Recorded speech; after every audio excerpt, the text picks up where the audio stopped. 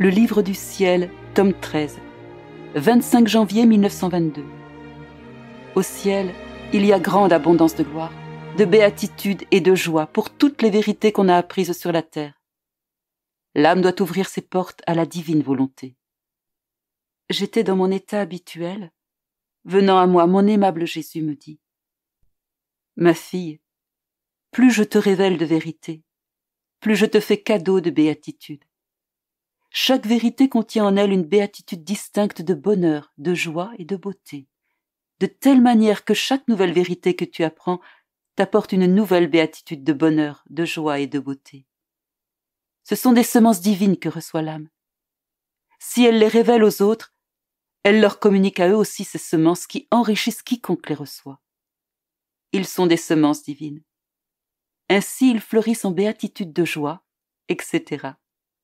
Ces vérités connues sur la terre seront, quand l'âme sera au paradis, des fils conducteurs de communication. La divinité laissera jaillir de son sein autant de béatitude que de vérités connues. Oh, combien nous serons inondés par elle comme par autant de mers immenses. Quand vous possédez la semence, vous possédez aussi l'espace disponible capable de recevoir ces mers immenses de bonheur, de joie et de beauté. Celui qui ne possède pas ces semences et qui n'a pas connu ces vérités sur la terre n'a pas d'espace disponible pour recevoir les béatitudes correspondantes. C'est comme un enfant qui n'aurait pas voulu apprendre toutes les langues. Devenu adulte et entendant parler ces langues qu'il n'a pas voulu apprendre ou qu'on ne lui a pas demandé d'étudier, il ne va rien comprendre parce que par manque de travail, son intelligence est demeurée fermée. Il n'a fait aucun effort pour faire de la place dans son intelligence pour ces langues. Tout au plus, il sera ébloui et il se réjouira du bonheur des autres. Mais il ne possédera pas lui-même ce bonheur et il ne saura pas causer le bonheur des autres.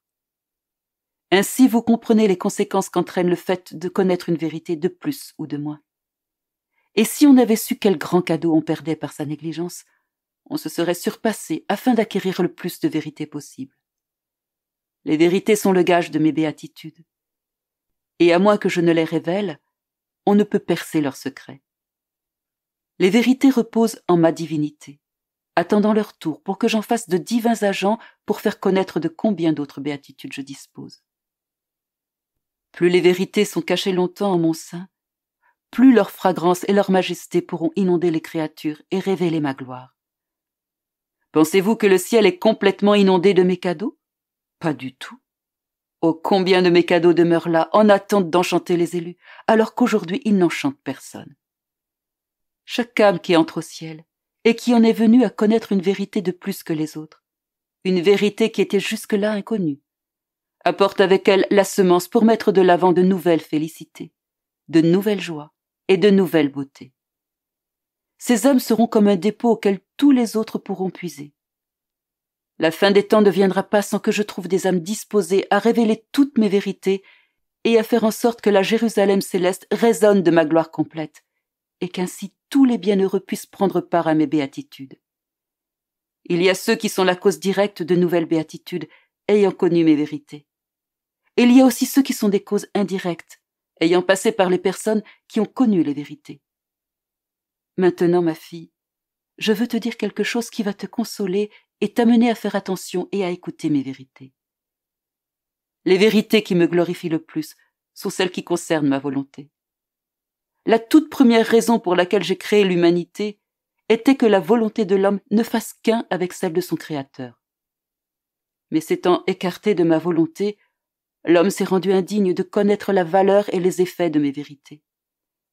Vous avez là le motif de toute l'attention que je vous porte, à savoir que vos volontés et la mienne fonctionnent ensemble, demeurent en parfait accord et que vos âmes soient disposées à ouvrir leurs portes aux vérités concernant ma volonté. Le premier pas à faire est de vouloir vivre dans ma volonté, le second, de vouloir la connaître, et le troisième, de vouloir l'apprécier. Je vous ai ouvert les portes de ma volonté de telle manière que vous puissiez connaître ses secrets et leurs valeurs. Plus vous en venez à connaître de vérités sur ma volonté, plus vous recevez de semences et plus il y a de protecteurs autour de vous. Oh, comme ils se réjouissent en votre compagnie, ayant trouvé quelqu'un à qui confier leurs secrets. Ils vont se réjouir encore plus quand ils vous conduiront au ciel, lorsqu'au moment de votre entrée, la divinité mettra de l'avant diverses béatitudes de joie, de bonheur et de beauté qui vous inonderont, non seulement vous-même, mais tous les bienheureux qui prendront aussi part à tout cela. Oh, comme le ciel attend votre venue, afin d'avoir le plaisir de ces nouvelles joies!